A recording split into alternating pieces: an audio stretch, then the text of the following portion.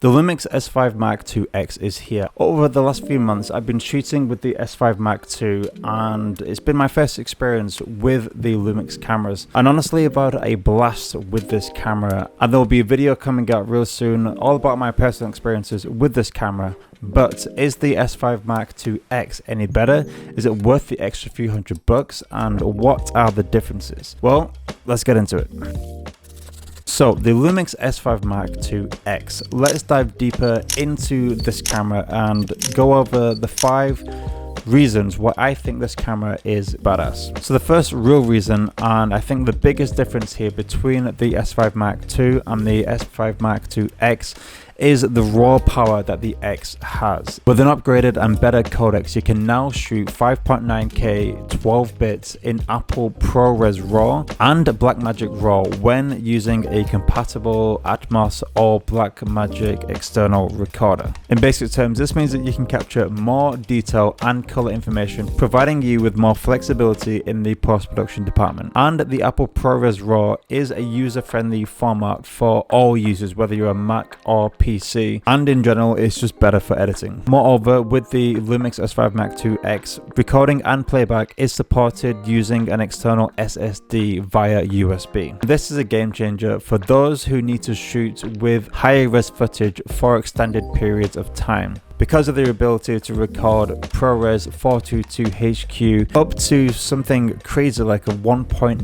gigabytes per second. And recording this directly into the SSD gives you more portability, higher capacity, improving efficiency in data backups and the post-production process. Moving on to the second reason, onto why I am in love with the Lumix S5 Mark II X, is the autofocus. This camera shoots with a new phase hybrid autofocus system, which has been a massive leap forward in the autofocus technology for Panasonic. So this camera can track and detect subjects way quicker and better than all the previous generations of the Lumix cameras. The S5 Mark II was the first camera to really install this new autofocus system, and the S5 Mark II X has the same system and really puts this camera and Panasonic one step forwards towards the Sony and Canon autofocus systems, potentially better than Canon systems too. The third reason why I love this camera is the 6K open gate feature. The 6K open gate means that you can shoot in a 4:3 ratio,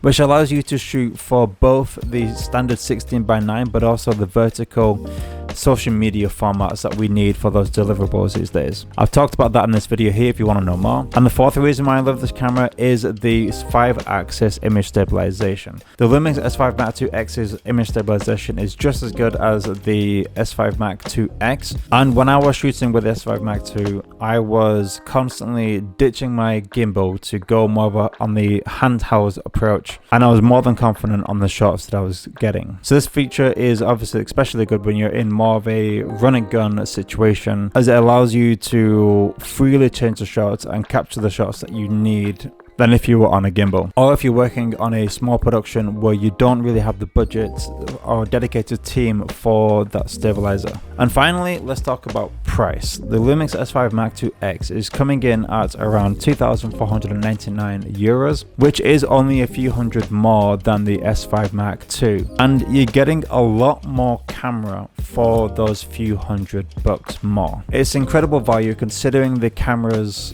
advanced features such as the raw recording, the autofocus, the 6K open gate, the 5-axis stabilization. And in addition to those 5 reasons, the Lumix S5 Mark II X's aesthetics just beautiful in my eyes. This camera has a matte black finish and looks very stylish and professional in my opinion. And I would go ahead and say that for me personally, it's one of the best looking cameras I've seen in a very, very long time. So yeah, that's my personal take on this matte black beauty of a camera. And I honestly won't be surprised if it persuades a few of the Sony and Canon users to move over to the more affordable and now powerful Lumix cameras. I'm honestly really excited to see where Lumix is going with these new cameras, and I'm very interested and intrigued to see what will happen with Lumix in the next few years. And it really seems like Panasonic are going after the Sony users in their marketing and trying to pull them over to the Lumix camp. But let me know your thoughts on that. So that's it for me today. I hope you're doing well, and I hope you got something out of this video too. I love your faces, and as always, I'll see you